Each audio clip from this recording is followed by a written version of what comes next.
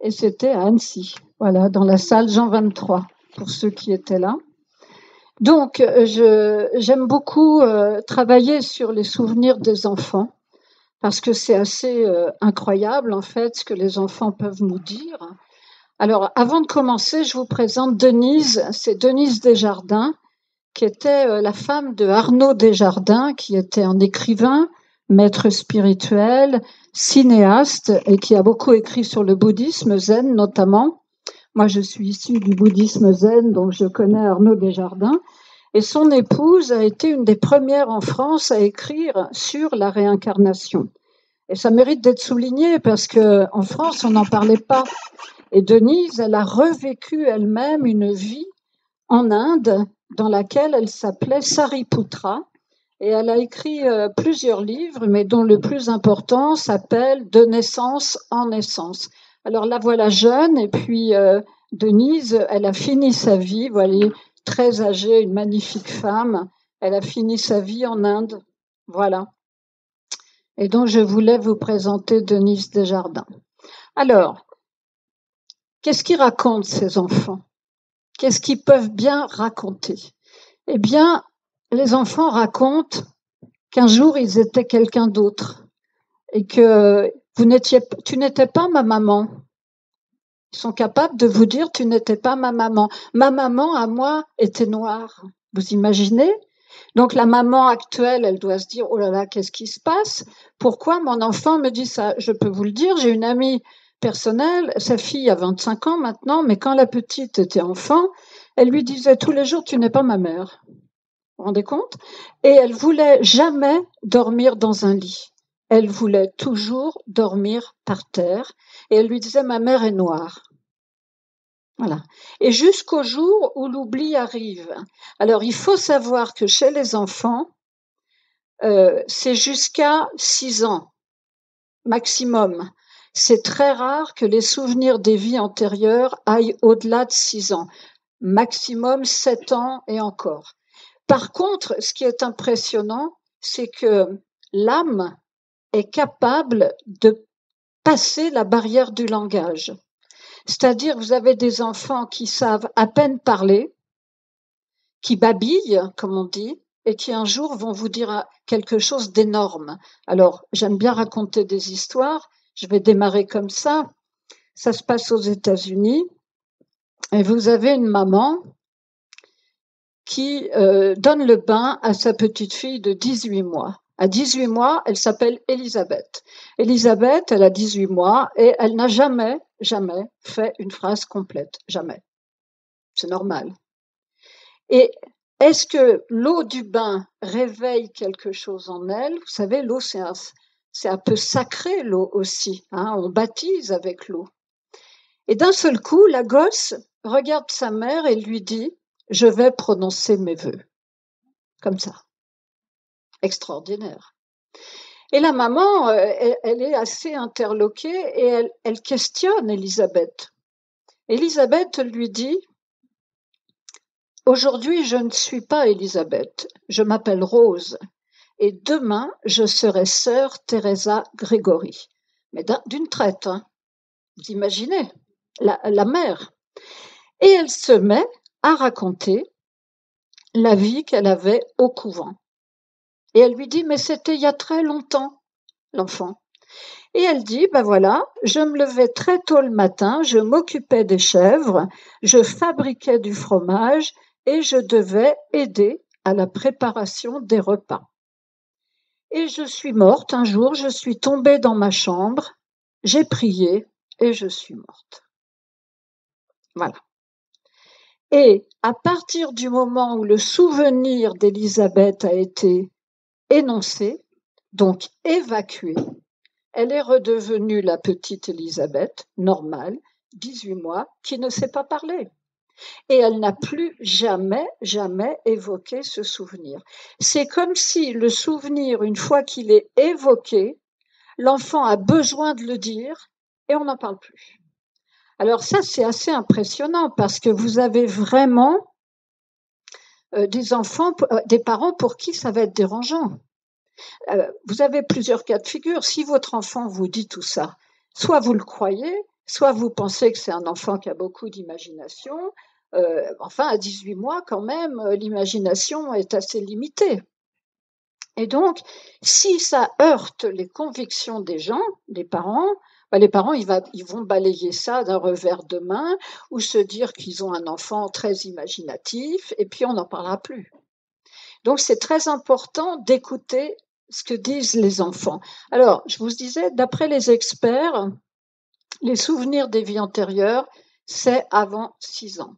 Et à mesure que les enfants grandissent, ça paraît normal, hein, les souvenirs vont s'estomper jusqu'à disparaître totalement. Par contre, c'est inscrit. Nous, on a un disque dur, hein, c'est notre inconscient. Toutes nos vies sont inscrites dedans. Et si on est dans un état de conscience modifié à l'âge adulte, évidemment, on peut remonter le fil du temps. On va peut-être pas pouvoir retrouver toutes les vies, mais sous hypnose, on peut quand même avoir accès à cette banque de données. Finalement, c'est de la mémoire, hein. Et donc, c'est sûrement pas de l'imagination. Et il faut se dire que c'est notre devoir de parents, voire de grands-parents, de prêter l'oreille à ça, parce que c'est important, l'enfant a besoin de dire quelque chose. Et ça, je trouve ça plutôt étonnant. Alors, il faut ça, d'où elle vient cette mémoire? Parce que c'est important. Moi, je me dis, c'est normal qu'on oublie, parce que imaginez-vous que si on se rappelait de toutes nos vies, on ne pourrait pas vivre celle-ci. On serait tout le temps parasité. Il y aurait des vies où on serait complètement nostalgique parce qu'on était plus riche que maintenant, parce qu'on était mieux lotis, on avait un mari plus sympa, ou je sais pas. Bah oui. Et on se dirait, oh mon Dieu, c'était tellement mieux avant. Comment voulez-vous vivre ici et maintenant? C'est pas possible. Donc c'est important.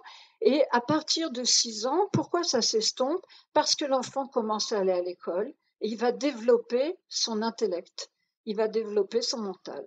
Et donc le mental va faire barrage à l'inconscient. Voilà. Et donc, elle vient, cette mémoire, d'assez loin, parce on remonte avant le corps physique. C'est-à-dire qu'en fait, on a emmagasiné des nœuds émotionnels tout au long de nos précédentes vies, finalement. Et puis, il faut savoir que ces nœuds émotionnels, ils sont déjà présents dans le fœtus. C'est-à-dire qu'avant même la naissance, le fœtus se souvient de ses vies antérieures. Alors ça, c'est extraordinaire. Alors, on va même aller plus loin, hein, parce que les Tibétains, qui sont quand même assez extraordinaires dans leur façon de penser, eh bien, eux, ils vont au-delà du fœtus et ils disent que nos mémoires d'avant sont là dès l'accouplement des parents. C'est-à-dire avant même que vous soyez en état de fœtus. Vous voyez, en fait, tout est interdépendant. Et votre mémoire, puisque vous verrez que les enfants qui reviennent sur Terre disent tous, je vous ai choisi. Ils disent à leurs parents, je t'ai choisi comme maman, je t'ai choisi comme papa. Et en fait, tout ça se joue bien avant, presque au moment de la conception. Vous verrez je vous donnerai un exemple tout à l'heure. Alors, c'est quoi le but? Pourquoi c'est intéressant de se souvenir? Bon, à l'âge adulte, ça peut être intéressant pour essayer de comprendre des traumatismes.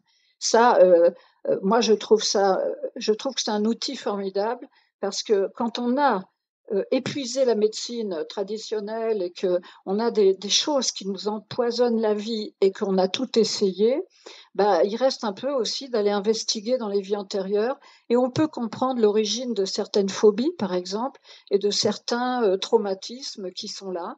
Alors la peur de l'eau, enfin il y a des tas et des tas d'exemples comme ça. Et chez les enfants, ça peut être le souvenir d'une mort difficile, par exemple, et c'est plus près de la surface. Les adultes, on a déjà des années de pratique de vie humaine, mais les enfants, ils sont encore assez ouverts sur l'ancien, sur l'au-delà, de là d'où ils arrivent en fait.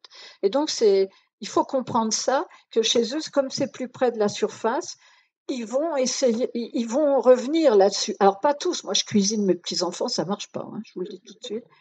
J'ai tout essayé, personne ne se souvient de rien. En fait, ça ne marche que dans la spontanéité. Vous pouvez questionner un gamin, s'il veut pas vous le dire, il vous le dira pas, parce qu'il c'est pas conscient en fait. Et il y a des choses qui font que l'enfant va se souvenir. Alors vous verrez, ça peut être une situation qui va, hop, le ramener à quelque chose. Ouais. Donc le fœtus, très important. On dit même que le bébé en train de naître se souvient et vit sa naissance dans le même état d'esprit qu'il a vécu sa mort. Alors ça, c'est assez étonnant. Mais en fait, parce que mort et vie, c'est la même chose. C'est un cercle, c'est la même chose. Donc oui, on revient pour refaire, c'est une école ici. C'est une véritable école. Alors on revient, et puis faut savoir que le bébé comprend absolument tout. Alors moi, je suis d'une génération où on disait le bébé il comprend rien. Un bébé, c'est un tube digestif. On l'entendait chez certains médecins. C'est quand même incroyable. Et puis, en fait, on se rend compte maintenant que le bébé comprend ce que vous dites. Il vous capte. Il ne va pas vous capter avec son intellect. Il va vous capter avec son âme. Et vous pouvez parler à un nouveau-né, il comprendra ce que vous lui dites. C'est quand même extraordinaire. Et donc, il faut savoir que les bébés, ils ont quand même une vision assez large et sûrement beaucoup plus large que ce que nous croyons. Alors, dans la mémoire inconsciente, il y a deux souvenirs qui sont différents et associés. Chez l'enfant qui va se rappeler une vie antérieure, il y a l'événement en lui-même, qui était un événement heureux ou triste. Ça s'est imprégné. Et l'enfant, il a ramené ça. Donc, si un enfant revit, par exemple, une situation qui peut le reconnecter à un souvenir d'une vie antérieure, ça va déclencher la parole.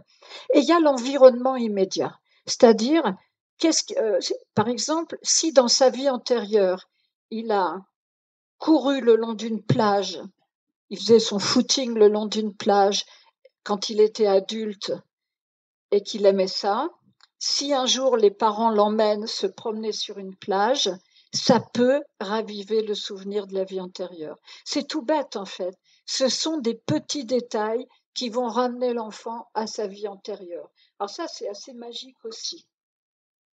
Alors, on a ces émotions qui se réveillent à chaque fois que les conditions auxquelles elles sont liées, je vous ai dit la plage, voilà. Et donc, si c'est des émotions puissantes, elles peuvent se transmettre d'une vie à l'autre et provoquer des réactions émotionnelles qui sont difficiles à expliquer en fait, on ne comprend pas, et voire à contrôler. L'enfant, vous allez vous promener par exemple dans un port, il va voir des bateaux, et vous avez un gosse de 3 ans qui va vous expliquer la vie d'un marin de A à Z et vous décrire comment s'appellent les cordages, comment s'appellent. Ils vont vous décrire. Voilà, ils sont capables de ça parce que le fait d'aller voir un bateau en se promenant avec papa, maman, d'un seul coup, la vie de marin revient. C'est extraordinaire quand même. Alors, évidemment, je vous dis encore une fois, en fonction de nos croyances, c'est très important. Faut être assez ouvert là-dessus. Alors, par contre, dans le cas d'un décès traumatisant, une mort, par exemple, une mort atroce, où on est tué dans une guerre, eh bien, parfois l'enfant n'a pas réussi à terminer bien la vie d'avant, et donc ça va être assez présent en lui. Donc c'est très important. Quand on meurt les morts dans les guerres, c'est souvent les pires parce qu'ils n'ont pas le temps de dire adieu. Quelqu'un qui meurt, un soldat qui meurt sur un champ de bataille, moi je pense souvent aux soldats de la guerre de 14-18, qui étaient des gens très jeunes, qui mouraient comme ça d'une manière atroce. Eh bien, ça laisse quand même un traumatisme plus important que si on a eu une vie de marin puis qu'on est mort dans notre lit. Voyez-vous, c'est pas du tout la même chose. Donc, il y a des degrés aussi dans ce que l'enfant a vécu et a emmagasiné. Alors, je vais vous montrer ce monsieur que j'aime beaucoup. Voilà, Ian Stevenson. Alors, il est décédé maintenant. Ian Stevenson, c'était un psychiatre canadien. Et Stevenson, il était chef du département de psychiatrie à l'école de médecine de l'université de Virginie et il s'est passionné pour les vies antérieures des enfants. Je ne sais pas pourquoi, toujours est-il qu'il a décidé d'enquêter. Alors, ce qui est formidable, c'est que les anglo-saxons sont nettement plus ouverts que nous à ce niveau-là. Et il a eu des contacts dans le monde entier avec des médecins qui étaient proches de lui et qui étaient chargés par lui de trouver des cas. Alors, les cas qui ont été les plus relatés par Stevenson, c'est jamais en France, comme par hasard, c'est en Angleterre, mais c'est beaucoup en Inde. Pourquoi? Parce qu'en Inde, ça fait partie de la vie courante. On parle de la réincarnation comme on parlerait d'acheter une baguette de pain, c'est la même chose. Les gens sont totalement immergés dans cette culture des vies antérieures et de la réincarnation. C'est l'ADN de l'Inde. Donc, c'est très facile, ça a été très très facile pour eux de trouver des cas en Inde. Alors, Stevenson, son but n'était pas de soigner les enfants, c'était pas dans un but thérapeutique. Il a fait des études pour mettre en évidence des phénomènes qui se répétaient chez les enfants, c'est-à-dire un enfant se souvient, on va vérifier. Alors, c'était que des cas où on pouvait vérifier évidemment, si l'enfant disait j'étais Louis XIV, on ne peut pas aller vérifier. Mais par contre, si les enfants étaient morts 10 ans, 15 ans, 20 ans avant, il y avait encore la possibilité de faire des recherches dans l'ancienne famille de l'enfant. Et c'est ce qu'il a fait, Stevenson. Donc, il a eu énormément de témoignages en Inde. Je vais vous en donner un. Alors, c'est un petit garçon qui s'appelle Parnod. Parnod, à l'époque, il a 2 ans et demi. Il vivait donc en Inde et il n'arrêtait pas de dire à ses parents qu'il était propriétaire d'un grand magasin de biscuits et de sodas. Et il donnait le nom d'une ville qui n'était pas du tout la ville où cet enfant habitait. Alors, au bout d'un certain temps que l'enfant décrit toujours la même chose, les parents ont décidé d'aller avec lui dans l'ancienne ville et de chercher ce magasin de biscuits et de sodas. Et ils l'ont trouvé. Et alors là-bas, je vous dis, ça passe comme une lettre à la poste. L'enfant est arrivé dans le magasin, il a dit, voilà, la machine, elle est au fond du magasin, à tel endroit. Il les a emmenés à la machine, qui était une machine très complexe, où on ne pouvait pas, n'importe qui pouvait pas la mettre en route. Tac, tac, tac, il a allumé tout ce qu'il fallait et il a fait un soda.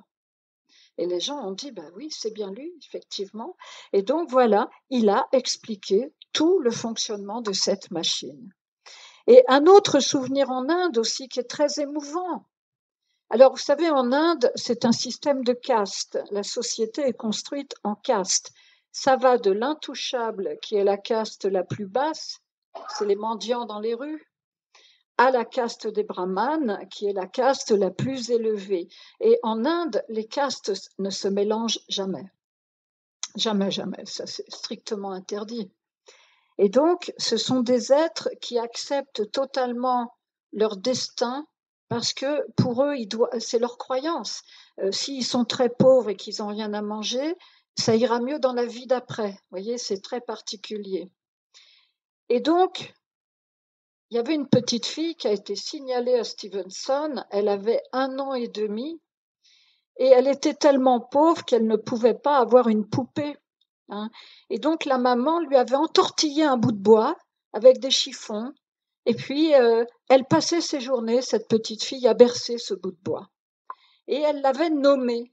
Elle disait, elle s'appelle Mouna, un truc comme ça. Et alors, elle berçait ce bébé Mouna toute la journée. Et un jour, elle dit à sa maman, mais c'est ma fille. Elle s'appelle Mouna. Moi, je suis morte et j'ai laissé, quand je suis morte, un bébé qui s'appelait Mouna. Et j'habitais à tel endroit. Alors, ils l'ont emmenée. Ils l'ont emmenée et ils ont frappé à la porte d'une maison. Et il y avait Mouna, qui était une jeune femme adulte. Et elle a dit, j'ai perdu ma maman quand j'étais bébé. Est-ce que vous avez idée de ce que ça peut être? d'avoir cette jeune femme adulte qui rencontre l'incarnation, la réincarnation de sa propre mère.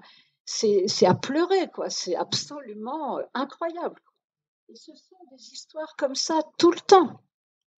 Donc, j'expliquais que les souvenirs, évidemment, sont plus près de la surface. Vous n'êtes pas au bout de vos surprises. Alors, on a accumulé, c'est comme les strates hein, en géologie, c'est la même chose. On a accumulé tout ça depuis longtemps. Et donc, il y a systématiquement un enfant qui va parler de sa vie antérieure, c'est ce que je disais tout à l'heure, alors que personne ne lui a rien demandé. C'est comme ça que ça marche. Si vous demandez, vous n'aurez pas de réponse. Donc, il va commencer à parler de sa vie antérieure, etc. Et puis, il va, d'un seul coup, il va vous dire quelque chose. Alors, en 2023, je fais cette conférence à Villefranche-sur-Saône. Et à la fin, je pose des questions, je dis, est-ce que parmi vous, quelqu'un a une expérience de ce genre? Et il y a un monsieur, 35 ans, il lève la main. Il me dit, Solveig, il faut que je vous dise quelque chose. Je suis venue à votre conférence à cause de ce qui m'est arrivé au mois d'août. Je suis papa d'un enfant de 3 ans. Et avec mon épouse, on a décidé de partir en vacances à Miami, en Floride. Et c'est la première fois de notre vie qu'on met les pieds aux États-Unis. On est parti pour 3 semaines de vacances à Miami. Je dis, c'est super. Et qu'est-ce qui se passe? Il me dit, on est arrivé en ville et notre fils de 3 ans connaissait toutes les rues par cœur, comme Joe le taxi finalement. Et il a fait visiter la ville à ses parents. Et le père était tellement sidéré que quand il a vu qu'il y avait une conférence sur les vies antérieures, il est venu. Et je dis, voilà, vous avez compris? Il m'a dit, oui, j'ai compris. Et l'enfant connaissait la ville de Miami par cœur. C'est incroyable. Vous voyez, des exemples, on pourrait en donner beaucoup. Alors, dans la plupart des cas, l'enfant dit à ses parents qu'il avait d'autres parents, qu'il avait même une épouse, voire des enfants, qui sont dans une autre ville, voire un autre pays. Et puis, souvent, l'enfant peut avoir du chagrin, peut éprouver un chagrin. Mais avant, j'avais une femme et des enfants, et où sont-ils? Et c'est très difficile de consoler un enfant, parce que l'enfant, d'un seul coup, a une sorte de montée d'émotions qu'il va avoir du mal à gérer. Il ne va pas comprendre pourquoi il est dans cet état-là. Alors, il faut être très doux, très aimant pour arriver à calmer l'enfant. Vous avez des enfants qui ont beaucoup de mal à se calmer à cause de ça. Alors, je vais vous donner des clés, des signes. Il y a 4 signes qui sont liés à l'expression des vies antérieures chez les enfants. Le premier, c'est l'intonation neutre. C'est-à-dire qu'un enfant peut vous raconter les pires horreurs de la manière dont il est mort avant, il n'y a aucune émotion. Sauf, là je viens de parler de l'émotion, qui était liée à la perte de son épouse et ses enfants. C'est autre chose. Mais un gamin peut avoir été victime d'un grave accident d'avion ou de voiture, il va vous le dire, je suis mort, c'est tout, c'est comme ça. C'est-à-dire, il n'y a pas du tout l'émotionnel. Donc, le ton neutre, il expose un fait, spontanément, à l'occasion d'une promenade, en voiture par exemple, à l'occasion d'un jeu, comme ça, l'air de rien. Il va vous dire, c'est exactement là où je suis mort, ou c'est exactement comme ça que je suis mort. Mais voilà, il énonce un fait. Et donc, où mon autre mère avait l'habitude de faire ça. Il y en a un qui a dit à sa mère, elle a fait un gâteau avec du sucre glace et elle n'avait jamais, jamais utilisé de sucre glace. Ce jour-là, allez savoir pourquoi, elle décide de prendre du sucre glace dans le placard et le petit était à côté d'elle, il la regardait faire le gâteau. Le sucre glace, il a mis le doigt, il a touché, il a goûté et d'un seul coup, il a dit, mon autre mère faisait aussi un gâteau avec ce sucre. C'est tout. Vous voyez, c'est ça, comme ça. Ce genre de réflexion, ça peut totalement passer inaperçu, sauf que l'intonation a changé. Et l'intonation change de façon soudaine. Ce n'est plus la voix de votre enfant. Ce n'est plus la petite voix du petit, c'est une voix beaucoup plus mature. Et ça, c'est une constante. Donc, c'est comme si la voix était plus ancienne, plus vieille. Et ça, c'est un signe, une indication. Ah non, voilà. Alors, c'est pareil, c'est souvent des exemples américains, puis c'est assez drôle, en fait. Aux États-Unis, il y a un père de famille qui est sur son canapé et il y a son fils de 3 ans. Vous voyez, c'est souvent autour des 3 ans, à chaque fois. Et le gamin, il joue avec ses petites voitures et le père est en train de regarder un reportage à la télévision sur Abraham Lincoln. Le gamin fait absolument pas attention. Et d'un seul coup, il y a un arrêt sur image sur le visage de Lincoln. Et à ce moment-là, le gosse lève la tête. Et il fait ça. J'ai bossé pour ce gars-là. Comme ça, direct. Vous voyez, il énonce un fait. J'ai bossé pour ce gars-là. Et il se met à raconter qu'il a travaillé avec Lincoln, le père. C'est pour ça que les témoignages sont recensés, il y a des experts là-dessus. Il y a des gens qui travaillent là-dessus tout le temps. Et donc, ça veut dire que l'âme perce le mur du langage tout le temps. Et l'enfant, une fois qu'il a énoncé « j'ai bossé pour ce gars-là », il est reparti avec ses petites voitures, comme si de rien n'était, avec sa petite voix d'enfant. C'est complètement incroyable, quoi. C'est extraordinaire. Et pour la première fois, il va utiliser une phrase complète avec un vocabulaire qui n'est pas son vocabulaire habituel, et même l'expression du visage va changer. Donc c'est très fort quand même. Ça, c'est le premier signe, c'est l'intonation.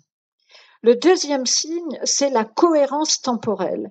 C'est-à-dire qu'un enfant qui est visité par ses vies antérieures va vous le dire éventuellement plusieurs jours d'affilée. Il va répéter le même souvenir pendant plusieurs jours, voire plusieurs semaines, et il n'apportera jamais le moindre changement. C'est pas une affabulation. L'enfant sera toujours constant dans ce qu'il raconte. Il va pas changer, quoi. Il va pas enjoliver ou non. C'est toujours le récit est constant. Ça, c'est le deuxième signe. Le troisième signe, c'est ce qu'il sait, le savoir inné. Vous avez des enfants qui sont capables de vous parler de choses alors que vous savez que vous n'en avez jamais parlé avec lui et que vous ne lui avez jamais appris quoi que ce soit. Donc, vous êtes face à un souvenir. Si votre garçon, ou votre fille d'ailleurs, mais enfin bon, je parlais de la routine d'un marin tout à l'heure, si vous lui dites « mais comment tu sais tout ça ?» Vous savez ce qu'il va vous dire ? « Je le sais, c'est tout. » Alors, il y en a un qui a dit à sa mère, alors celui-là, c'est quelque chose, 3 ans. Un jour, il dit à sa mère, « Tu sais, maman, je sais comment étouffer quelqu'un. » Elle lui dit, « Mais tu sais ce que ça veut dire, étouffer ?» 3 ans. « Oui, oui, c'est quand on met un oreiller sur la figure de quelqu'un jusqu'à ce qu'il ne bouge plus. » Elle lui dit, « Mais tu as fait ça, toi ?»« Oui, oui, mais c'était il y a très, très longtemps. » Alors, faut pas le priver de dessert, celui-là, faut faire attention. Vous imaginez ? Et donc la mère, mais c'est terrible, parce que, et je me dis, après tout, on n'a pas tous été des saints dans nos vies précédentes. Pourquoi est-ce qu'on aurait toujours été des gens bien ? Il y a bien Al Capone, il s'est peut-être réincarné, qu'est-ce qu'on en sait ? Pourquoi est-ce qu'on a toujours cette vision angélique, finalement, de nos vies antérieures ? Mais là, c'est la preuve que non. C'était un gangster, probablement. Vous imaginez ça ? Et donc, c'est pareil, il y en a un qui a dit à ses parents, alors le souvenir s'est déclenché sur la patinoire. À New York, ils mettent toujours une patinoire à Noël. Et donc, il y a un jeune couple, ils emmènent le petit Justin patiner. Et là, l'enfant dit, oh, mais il y a longtemps, je suis tombée en faisant du patin et je suis mort. Et il a donné les noms de ses parents. Et il a donné les noms. Il a dit que son père s'appelait Harry, que sa maman s'appelait Bobby, Columbine, et qu'ils habitaient en Californie. Il a donné tous les détails et il disait, encore une fois, il n'y avait pas d'émotion, il disait, voilà, je suis tombée sur la glace et je suis mort. Donc c'est comme ça, automatique. L'enfant le dit automatiquement. Et vous imaginez bien que cet enfant ne pouvait pas connaître la Californie. hein, c'était des New-Yorkais. Et donc la capacité pour ces enfants de parler aussi une langue inconnue. Vous savez qu'il y a des enfants qui d'un seul coup parlent un langage qu'on ne comprend pas ou vont avoir des dons exceptionnels. Ben, Mozart, par exemple, qui à 4 ans écrivait quand même des choses extraordinaires. Après tout, ça peut être aussi une histoire de réincarnation. On n'en sait rien. Les enfants prodiges, ça vient d'où les enfants prodiges? Bah, peut-être que ça vient de là aussi. On n'a pas de preuves. Mais la science est bien embêtée avec tout ça. Vous imaginez bien, pour expliquer, allez dire à votre docteur, moi, mon fils, il m'a dit qu'il avait étouffé quelqu'un dans sa vie antérieure. Vous allez voir. Hein, bah, c'est sûr, hein, bah, c'est sûr. Alors, je vais vous donner deux cas extraordinaires. Alors là, ce qui est magique, c'est que la science est bien embêtée, mais des fois, la science est confrontée. Et là, bah, on est en plein dans la science, puisque le papa de ces deux jumeaux, c'est un physicien new-yorkais très connu, donc plutôt rationnel. Et là, il se trouve qu'il a des petits jumeaux et qui parlent entre eux une langue un peu bizarre que les parents ne comprennent pas. Alors j'ai souvent entendu dire ça, que les vrais jumeaux inventent une sorte de langage. Mais là, ils ont l'impression que c'est un langage structuré, qu'il y a vraiment un début de phrase, un milieu, une fin de phrase. Ils ont vraiment l'impression que tout est très structuré. Et ça les interpelle beaucoup. Alors ils ont le mérite d'être ouverts quand même. Lui et son épouse, étant donné qu'il est physicien, il décide de faire appel à quelqu'un du département des langues étrangères de l'université de Columbia. Et ils vont prendre un rendez-vous avec un professeur de langue ancienne pour parler, pour faire écouter ce que disent les enfants. Alors c'est drôle, il n'y a pas de hasard, ils sont dans la salle d'attente et la porte est ouverte et il y a le couloir et il y a un professeur de langue ancienne qui passe juste à ce moment-là. Il entend les enfants parler, demi-tour, il va voir les parents, il dit mais vous savez quelle langue parlent vos enfants? Non, non, mais ils parlent l'araméen. L'araméen, c'est la langue du Christ. Et les enfants, et le monsieur dit, ce n'est pas quelques mots. Je viens de passer devant vous, j'ai entendu une syntaxe, un vocabulaire suffisamment convenable pour que j'ai pu identifier l'araméen. Est-ce que vous vous rendez compte de ça? Donc, ça a été, je pense que pour ce monsieur physicien, ça a été un choc parce qu'il s'est rendu compte qu'il y a des choses qui lui échappent, probablement. Et donc, voilà. Et puis, vous avez des enfants aussi qui vont vous dire, j'ai volé au-dessus de toi, maman ou papa, avant que de te choisir. Je volais au-dessus de toi. Et c'est étonnant quand même. Et il y a une femme qui a entendu sa petite fille, parce qu'il y avait une femme en fauteuil roulant, donc elle était maman, elle avait une petite fille, et cette jeune femme avait eu un accident de voiture avant la naissance de l'enfant, et elle était en fauteuil roulant. Et un jour, la petite Jessica demande à sa maman, pourquoi tu es en fauteuil?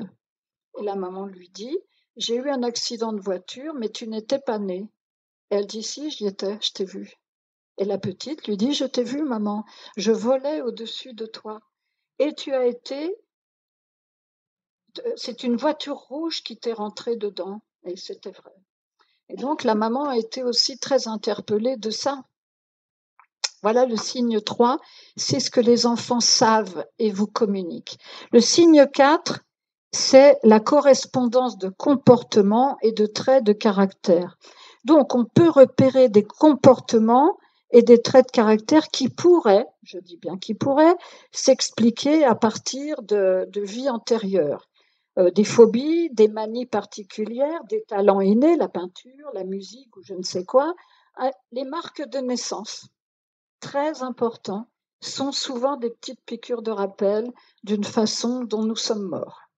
Donc les marques de naissance ou une maladie chronique, ça peut venir d'une vie antérieure aussi, et cela peut constituer une preuve de vie antérieure. Voyez-vous? Alors, je vais vous montrer. Là, je me suis mon téléphone, j'ai pas eu le temps de l'écrire, parce que je viens d'en prendre connaissance il y a 2 jours, et c'est tellement extraordinaire. puisque nous parlons des vies antérieures racontées par les enfants, je me dois de vous raconter cette affaire-là. Bien, des cas de réincarnation du 11 septembre 2001, les tours jumelles, sont en train d'arriver actuellement.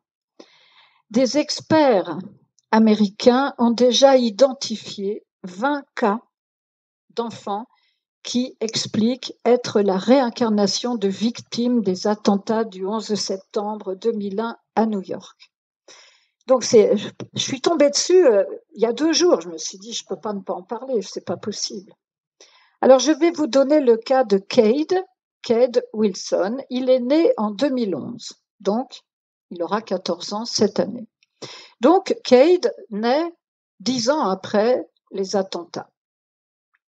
Et à l'âge de 3 ans, encore une fois, il se réveille la nuit et il commence à dire des phrases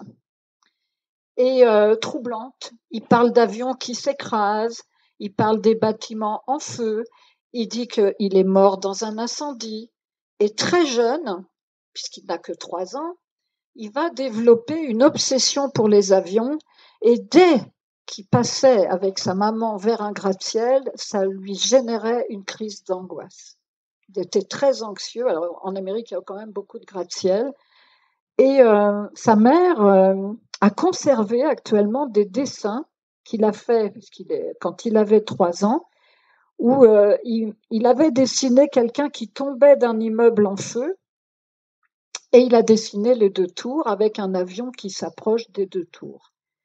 Et elle a commencé à ce moment-là, quand elle a vu qu'il dessinait les tours jumelles, elle s'est demandé si c'était quelqu'un qui revenait, une réincarnation du World Trade Center. Comment pouvait-il, à 3 ans, connaître l'existence des tours jumelles? Ce n'est pas possible. En plus, ils n'habitent pas New York, ces gens-là, et les parents n'ont jamais évoqué le 11 septembre avec l'enfant. Alors, c'est compliqué parce que... Et il lui disait tout le temps, « On ne meurt pas, maman, on ne meurt pas. Et je t'ai choisi. » Et il lui disait, « Je suis plus vieux que toi, tu sais. » C'est incroyable. Et donc, il y a eu un documentaire qui a été tourné sur Molly, sur sa maman, et elle a expliqué qu'en fait, Cade, il se souvenait du nom complet de son ancienne vie. Il a dit son nom. Alors, avec son époux, ils ont fait des recherches, ils ont cherché un avis de décès, parce que c'est consultable, hein, les archives. Et ils ont cherché l'avis de décès qui correspondait au nom que l'enfant a donné. Et ils l'ont trouvé. Mais ils n'ont jamais voulu révéler l'identité du défunt par respect pour la famille. Vous imaginez bien, tout le monde ne croit pas à ça. Et l'enfant a dit, les méchants ont brûlé ces bâtiments, les gens ont dû sauter et je n'ai pas pu les sauver. Et ensuite, il a dit, des gens attendaient les pompiers, ils m'attendaient moi, mais je n'ai pas pu les sauver. Et ça, c'était terrible pour lui. Et donc, ils ont quand même fait des recherches et le défunt auquel cet enfant se réfère était en fait je crois que c'était un vétéran de l'armée américaine qui était devenu pompier à New York. Et le gosse a décrit avec précision des équipements spécialisés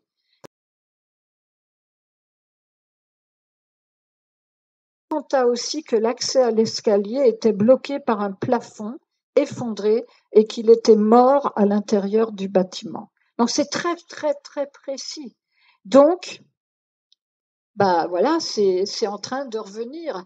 Hein, ça fait 20 ans maintenant et quelques, et donc les premiers cas de réincarnation américains sont en train d'arriver. Alors, bon, avant de vous parler de James, parce que là on vient de parler d'un enfant, mais ça c'est une histoire merveilleuse, je vais vous parler d'elle.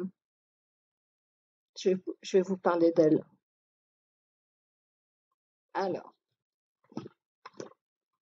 que je ne me trompe pas, Dorothy. Voilà Dorothy à la fin de sa vie, et voilà Dorothy quand elle est jeune. Voilà, belle jeune fille. Alors ça, c'est une histoire extraordinaire, Dorothy.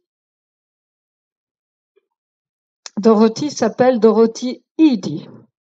Elle est née à Londres en 1904 dans une famille d'origine irlandaise. C'est une petite fille unique, enfant unique.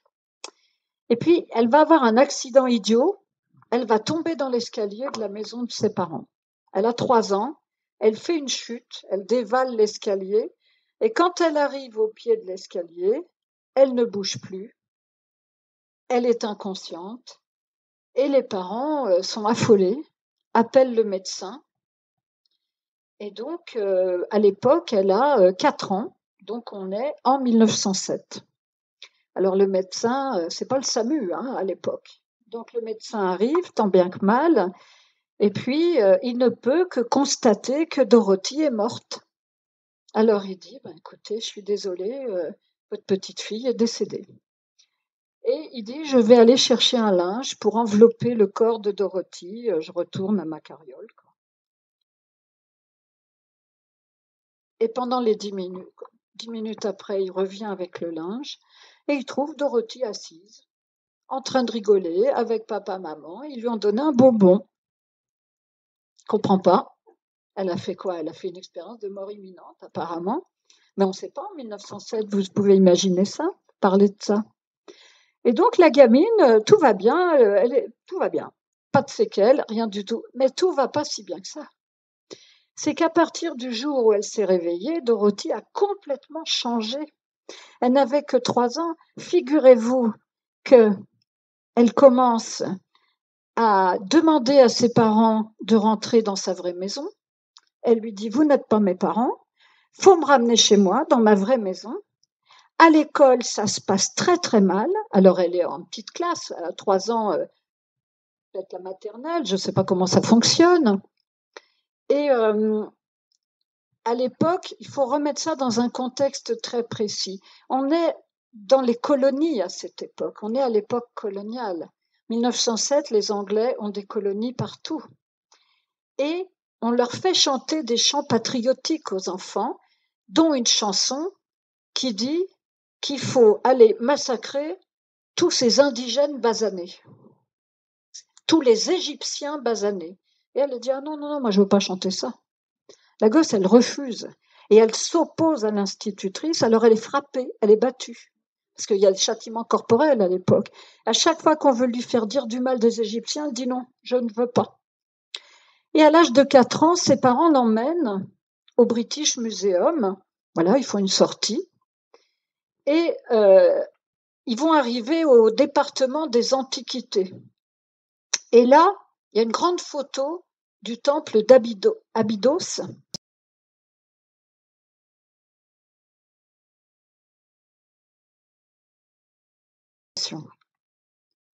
Et la gamine, quand elle voit cette photo, elle s'arrête, elle pointe du doigt et elle dit, c'est ça ma maison. Où sont les jardins? Où sont les bassins?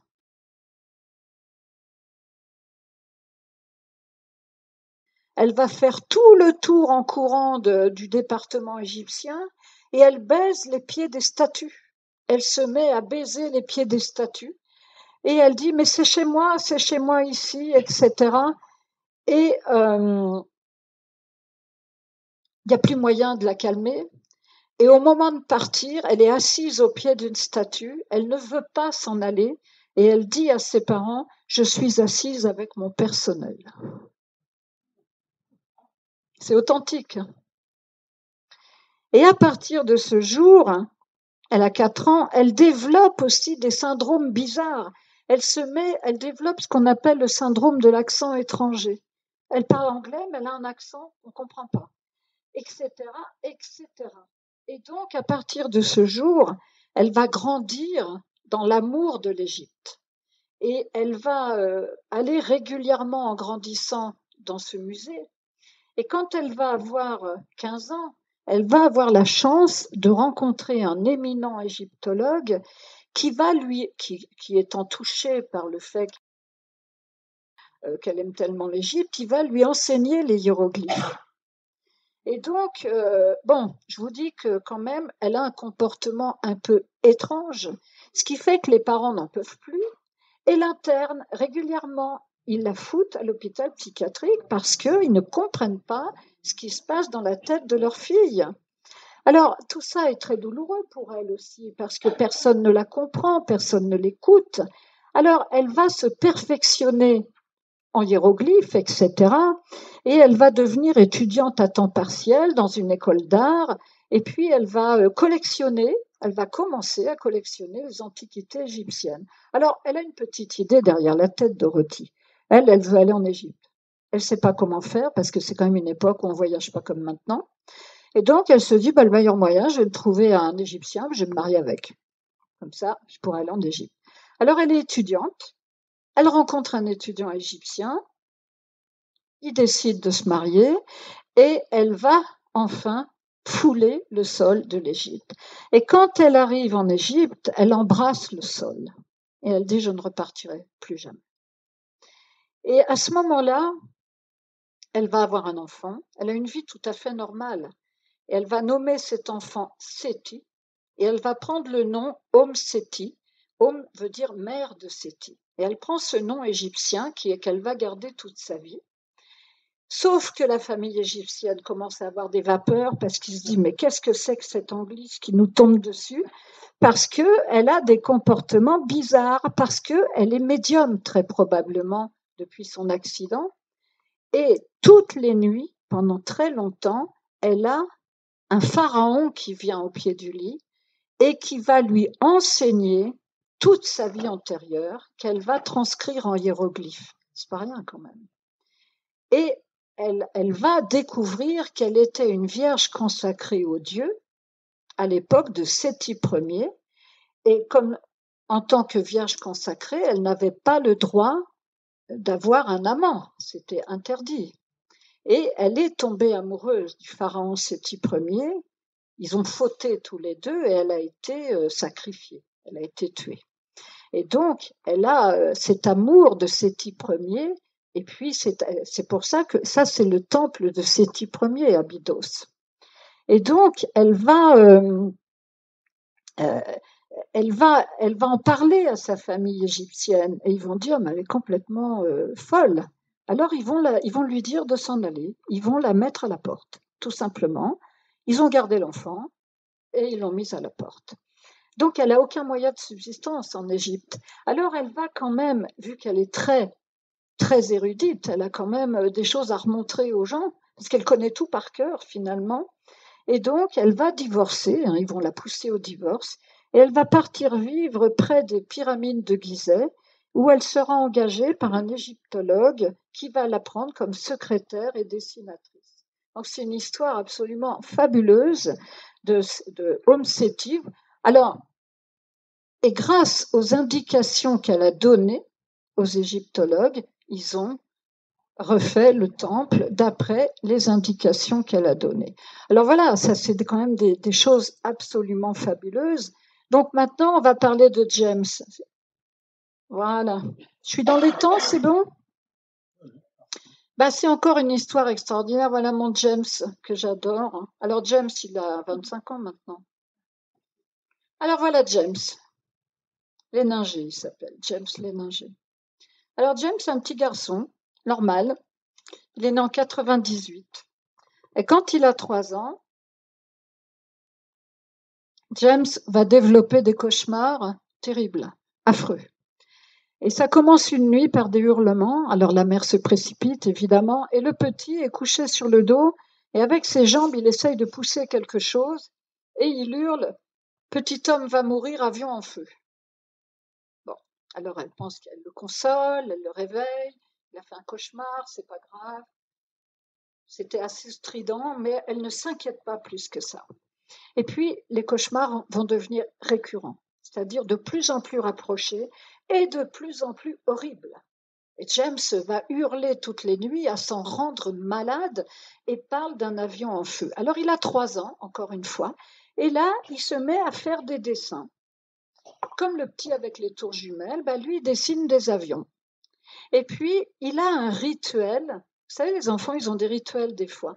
Quand elle met James dans le siège auto à l'arrière, il a un rituel. Elle l'a remarqué, sa mère, mais elle ne sait pas ce que ça veut dire. Il fait comme s'il se mettait un masque à oxygène, il fait ça, et il se met comme si, avec les mains, comme s'il se mettait des écouteurs aux oreilles. Bon, ok, elle ne sait pas trop ce qui se passe. Et pareil que pour Dorothy, un jour il l'emmène au musée de l'aviation, comme ça, tout bêtement. Et là, il va tomber en arrêt devant. Alors, faut vous dire qu'avant d'aller au musée, il fait des dessins. Il fait des dessins d'un avion, hein, on voit bien que c'est un avion qui dégringole, et c'est écrit James 3. Alors pourquoi James 3? Ils ne savent pas. Il s'appelle James, mais le père ne s'appelle pas James, et le grand-père non plus. Les Américains, ils aiment bien transmettre. Il y a Junior, tout ça. Et on ne sait pas pourquoi il met James 3, mais enfin, il fait des dessins, voilà, assez comme ça. Et un jour, et le papa, bon voilà, il l'emmène, voilà, ça c'est l'avion Corsair, qui est un avion à hélice, et il voit cet avion Corsair au musée. Et là, il tombe en arrêt devant l'avion et il se met à décrire à ses parents toute la mécanique de cet avion. Et les parents se rendent compte qu'il connaît par cœur cet avion. C'est assez curieux. On ne sait pas encore une fois pourquoi. Et puis, il va donner des informations très, très précises. Et il va dire, parce que le père lui dit, mais pourquoi tu dessines toujours un avion qui tombe? Tu as été tué en avion? Il dit oui, bah oui, par les Japonais, bien sûr. Mais comme si ça coulait de source. Et le gamin se met à parler des Japonais et se met à décrire ce qu'il faisait quand il était pilote d'avion, et il décollait, il dit, d'un porte-avions qui s'appelle le Natoma. Alors le père, il note. Alors le père, il est cartésien, il n'y a pas pire. C'est-à-dire, alors lui, il croit à rien, il croit à ce qu'il voit. Mais il aime son gamin, et comme il voit que le gosse est traumatisé par quelque chose, il va noter scrupuleusement ce que dit l'enfant. Et l'enfant décrit le Natoma, et il dit, bah oui, c'est un porte-avions qui s'appelle le Natoma, voilà. Et le père va commencer à faire des recherches, évidemment discrètement, et il va prendre contact avec les vétérans, parce que l'enfant a nommé des gens. Il a nommé son pilote radio qui s'appelait Jack Larson. Et Bruce, son papa, va faire des recherches en se disant, mon Dieu, mais qu'est-ce que je suis en train de faire? Je suis dingue, je me lance dans quelque chose d'incroyable. Et il va prendre contact avec les vétérans de la Seconde Guerre mondiale, mais il ne va pas dire pourquoi. Il va dire, je suis un journaliste, il se fait passer pour un journaliste, je fais une enquête sur votre brigade, je ne sais pas comment on dit, bon, voilà, votre corps d'armée, etc. Il est accueilli à bras ouverts et il note. Et le Natoma, oui, le Natoma existait, on décollait du Natoma. Alors là, il est fou parce qu'il voit que le Natoma existe. Et il n'y aurait pas un pilote qui s'appelait Jack Larson? Si, mais il est encore en vie, je vais vous le présenter. Et de fil en aiguille, il reconstitue toute la vie de ce soldat. Et c'est terrible parce que c'est très émotionnel pour James. Vous voyez, James? Et ils ont retrouvé la vie de... Alors, ce soldat, qui est donc réincarné dans ce petit James, s'appelait James. Et le père de ce soldat s'appelait James. Donc, voilà la raison du 3, le James 3. Et donc, les parents ont décidé d'aller... À un moment donné, Bruce Léninger, il va avouer aux vétérans, qui n'est pas journaliste, que voilà, il enquête parce que son enfant a des souvenirs de cette période-là, a nommé des soldats qui sont encore en vie, et il décide d'emmener le gamin rencontrer l'unité des survivants. Alors, il y a un grand général encore en vie qui arrive, alors le gamin il est comme ça, genre De Gaulle, vous voyez, presque 2 mètres de haut, avec une grosse voix. Il arrive et il lui dit, et moi, tu sais qui je suis? Et le gosse lui dit, oui, vous êtes machin. Il lui dit le nom. Alors le gars, il blêmit un peu quand même, parce qu'il se dit, bon, mince, il peut pas me connaître. Et le gamin lui dit son nom. Et il va retrouver Jack Larson. Alors, vous voyez, regardez ce visage, comme il est heureux, cet enfant. Et de se reconnecter. Voilà Jack Larson. Et ils ont eu la sagesse incroyable de l'accueillir comme un des leurs et d'accepter cette histoire invraisemblable quand même, parce que pour des gens cartésiens. Et quand il a rencontré Jack, il a fondu en larmes, James. Alors tout le monde était, oh mon Dieu, pourquoi pleures-tu? Qu'est-ce qui se passe? Ils sont tous tellement vieux maintenant. Voilà ce qu'il a dit. Il avait 24 ans quand il est mort. Vous vous rendez compte? Et il les a reconnus tous autant qu'ils étaient. C'est magnifique. Alors, James, le soldat, avait une sœur. James, celui qui est décédé avec les Japonais, il avait une sœur qui était encore en vie à l'époque. Et ils ont écrit à cette femme et elle a accepté de recevoir James avec ses parents. Et elle lui a tendu un petit piège très gentil. Alors, elle lui a dit, tu sais, puisque tu te souviens de ta vie d'avant, c'est pas du schnapps, hein, ne vous inquiétez pas. Elle lui dit, elle va chercher un dessin que leur mère avait fait il y a très très longtemps quand ils étaient enfants. Et elle lui montre ce dessin et James reconnaît tout de suite le dessin, où cette dame est toute petite et lui, le soldat, tout petit. Et elle lui dit, oh, mais je me souviens très bien de ce dessin. Il dit à cette dame, il lui dit, mais il y en avait un autre, tu peux me le chercher? Et vous voyez, elle lui avait tendu un mini piège et il y avait deux dessins et il s'en est souvenu. Et là, elle l'a reconnu pour la réincarnation de son frère. C'est extraordinaire, c'est quand même des gens qui ont une ouverture d'esprit magnifique. Et alors, mais regardez ce sourire. Alors le livre, moi je vous le conseille, hein, on le trouve partout. Donc les parents ont écrit un livre qui s'appelle Réincarner, les preuves scientifiques de la réincarnation d'un pilote de la Seconde Guerre mondiale. Bah là, vous trouverez pas mieux parce qu'il y a tout qui y est, tout, absolument tout. Et cet enfant incroyable. Et maintenant, bah, voilà, James, il s'est engagé dans l'armée maintenant. Bah, ouais, il est soldat. Alors ça, c'est quand même des choses extraordinaires et qui, je regarde l'heure parce que, oui.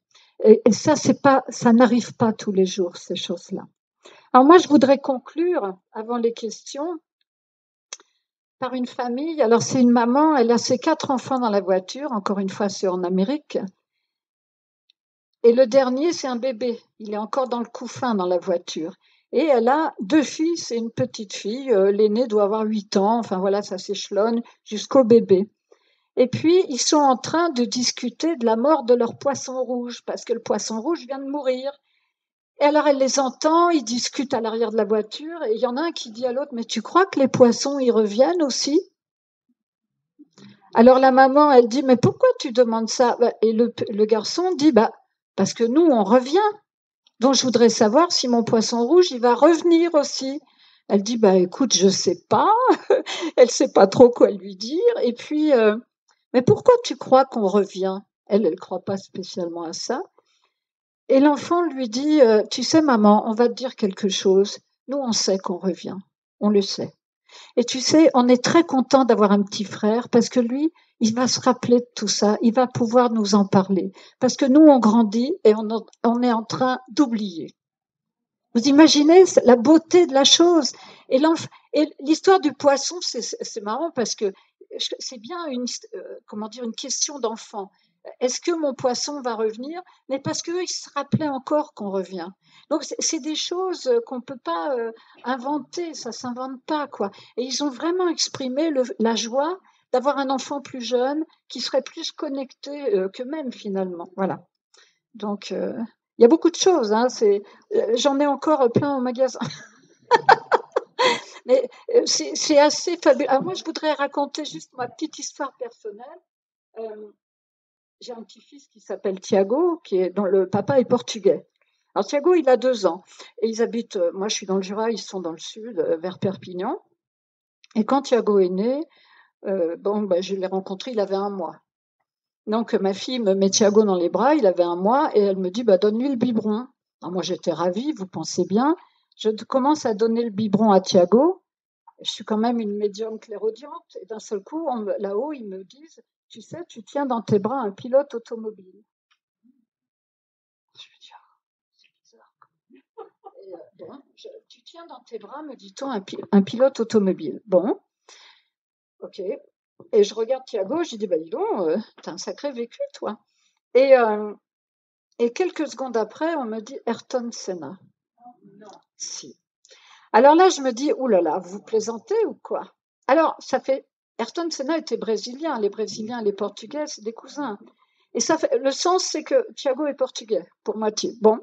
Alors, je me dis quand même, Ayrton Senna, vous frappez fort. Là, il est mort en 94 sur le circuit d'Imola en Italie. Il avait 24 ans. Bon, voilà.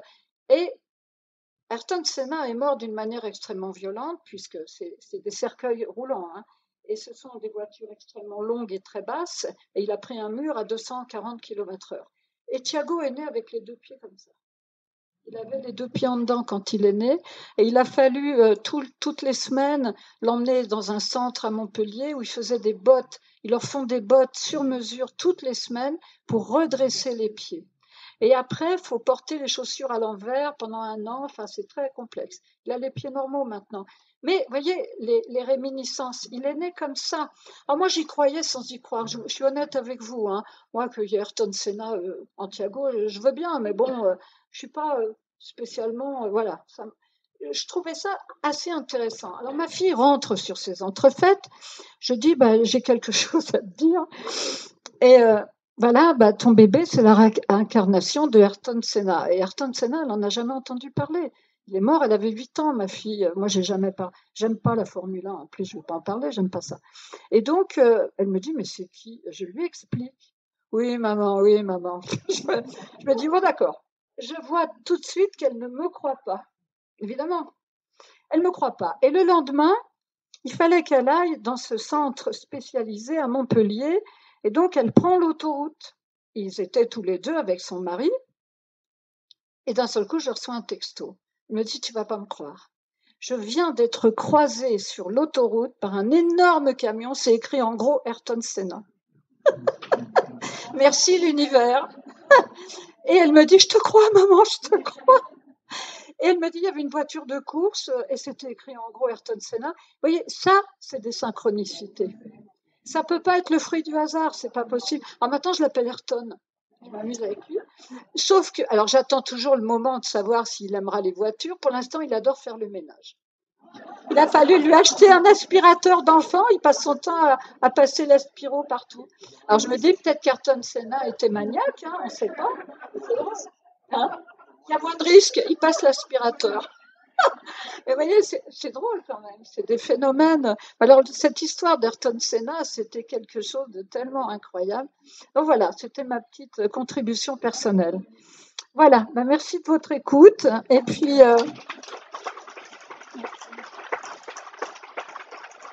si vous avez des questions, allez-y. Si vous avez des questions, ce sera avec plaisir, vraiment.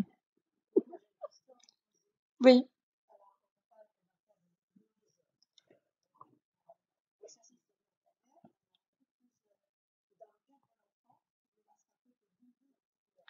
Oui, en principe, il se rappelle d'une vie qui l'a marqué particulièrement. C'est vrai que l'enfant va souvent se rappeler de l'avant-dernière. Je pense que c'est de celle-ci en particulier. Euh, pour moi, c'est souvent l'avant-dernière. Parce que c'est celle-là qui est plus près de la surface. C'est vrai que l'enfant, vous voyez, tous les exemples que j'ai donnés, c'était, sauf pour Dorothy, qui avait une vie en Égypte, mais qui a été quand même tellement marquante, et que si elle n'était pas tombée sur la tête, Dorothy, elle n'aurait jamais peut-être eu le souvenir de cette vie. Mais la plupart du temps, les enfants se rappellent, à mon sens, de la dernière vie. Voilà, de celle qui arrivait avant aujourd'hui. Ouais, ouais. Mm, ouais, ouais.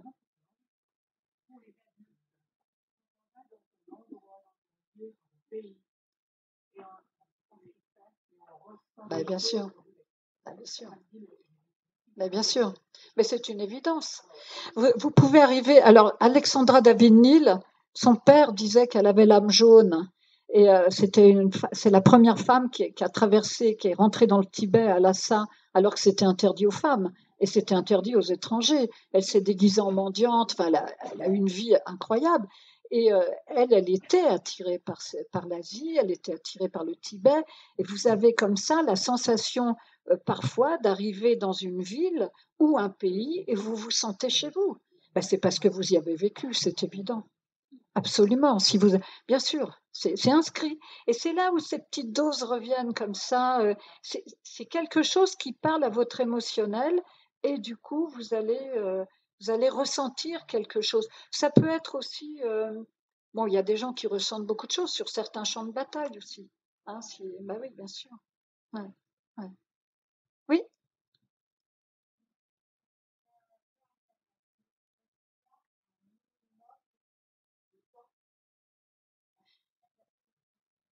entre la mort et la nouvelle incarnation, alors c'est variable, ça dépend.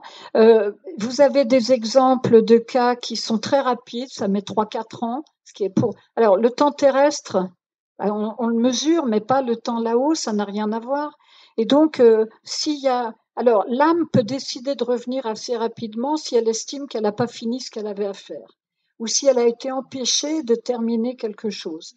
Donc, ça peut être le cas, par exemple, de quelqu'un qui décède d'une manière très violente, accidentellement, etc. Les gens des attentats, par exemple, peuvent décider de revenir très rapidement pour finir un cycle, en fait. Mais vous avez des gens qui vont attendre parce qu'ils ont été éprouvés. La vie sur Terre, c'est éprouvant. Et puis, bah, il y en a qui veulent pas se réincarner tout de suite. Ils ont envie comment dire, de se reposer aussi. L'âme a envie de se poser, de se reposer. C'est très, alors, c'est pas qu'on est obligé, personne ne va vous mettre une pression pour revenir, mais c'est l'âme elle-même qui, tôt ou tard, aura le désir de revenir. C'est-à-dire, les guides sont d'une patience infinie, ils ont l'éternité devant eux. Et si l'âme estime qu'elle a plus envie de descendre, ça peut durer 200 ans, hein. Mais un jour ou l'autre, l'âme, elle est retapée quelque part, elle y retourne. Elle va choisir. Ah bah complètement, oui. Alors, l'âme, je dis toujours aux gens, l'âme n'est pas masochiste. Parce que des fois, quand on vous dit, vous avez choisi votre mère alors que c'est une maman toxique, ça peut arriver. Vous avez choisi un père qui est alcoolique et violent, bah zut, comment ça se fait que j'ai choisi des parents comme ça? C'est pas une punition. Vous avez choisi des gens qui ont aussi un karma, un parcours, parce que vous devez peut-être vous les aider, où eux vont vous aider à comprendre des choses à travers votre propre histoire. Donc, c'est jamais, nous sommes jamais vraiment des victimes, en fait. Il y a toujours quelque chose à apprendre de nos choix d'incarnation. Vous comprenez? Ça, c'est très important parce que sinon, on va tout de suite se dire que nous sommes des victimes. C'est pas comme ça que ça marche. Ah oui. C'est vrai qu'on peut se poser la question, hein, ça marche pas comme ça.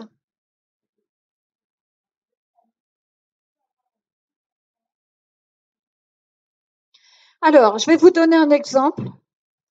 C'est français. C'est le seul exemple français que j'ai. Il y a un papa qui change les couches de son enfant de 18 mois. Et d'un seul coup, l'enfant regarde le père et lui dit, tu sais, avant, c'est moi qui changeais ta couche. Direct. Le père n'en est pas revenu. Ce jeune père avait perdu son propre père qui tenait un garage et il avait une photo de groupe où il y avait le père et les mécanos, quoi. Alors, il a pris la photo, il l'a montrée à son fils et l'enfant a dit, c'est moi. Et il s'est reconnu. Donc, votre fils peut avoir été votre grand-père, votre fils peut avoir été votre fille, parce qu'on change de sexe. L'âme s'incarne parfois en homme, parfois en femme, c'est elle qui le décide. Et donc, vous avez, alors, c'est peut-être rassurant, je ne sais pas, mais l'âme s'incarne dans une famille d'âmes. Donc, il y a de grandes chances que les gens que vous aimez dans votre famille ou vos amis proches fassent partie de cette famille d'âmes et que vous allez vous retrouver de vie en vie. Et parfois, vous avez votre âme sœur qui n'a pas voulu descendre avec vous, et puis bah, du coup, vous vous sentez mal aimé, seul, parce qu'il n'est pas venu. C'est comme ça. Ouais.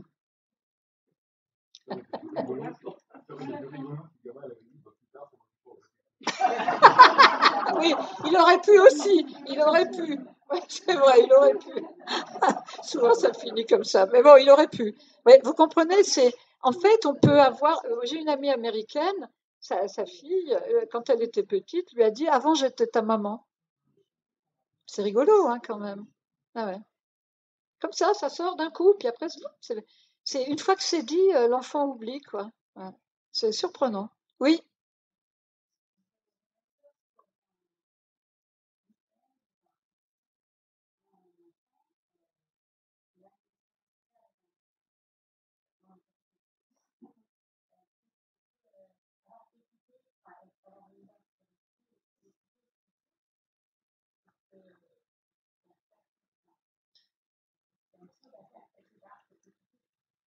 Ben, on peut pas faire plus que d'écouter, en fait.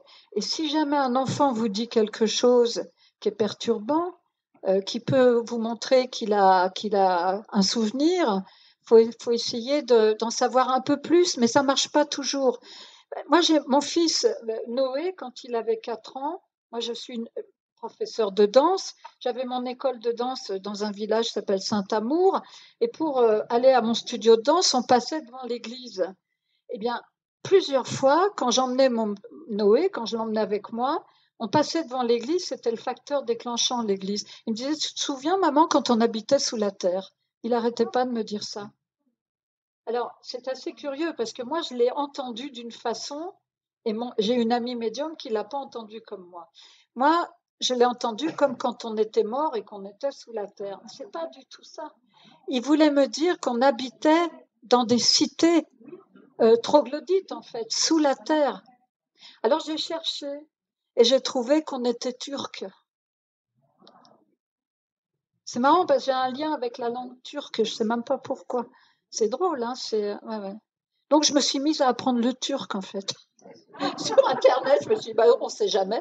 Alors, je sais dire plein de trucs en turc. Je ne peux pas suivre une conversation, mais vous voyez, c'est marrant, c'est se relier. Il n'y a pas d'âge, finalement. D'un seul coup, il y a une information. Et c'est marrant, j'avais pas du tout. Je pensais pas qu'il me parlait d'une cité troglodyte. Je pensais que j'étais morte avec lui, quoi.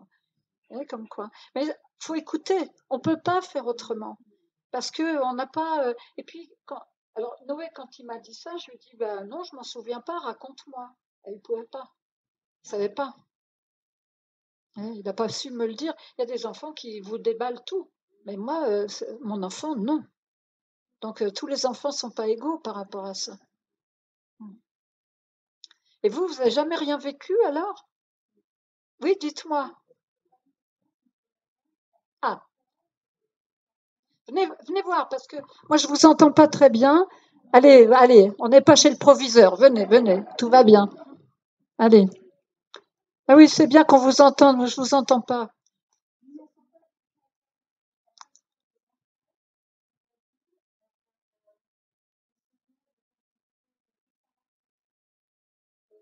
Oui, ben voilà. Ah, et qu'est-ce qu'il vous disait alors exactement? Ah, c'est génial. Ils avaient les souvenirs de l'entre-deux-vie, dans l'au-delà. Ouais. Ah, ouais, merci. Et il y a des enfants qui en parlent de ça. Oui.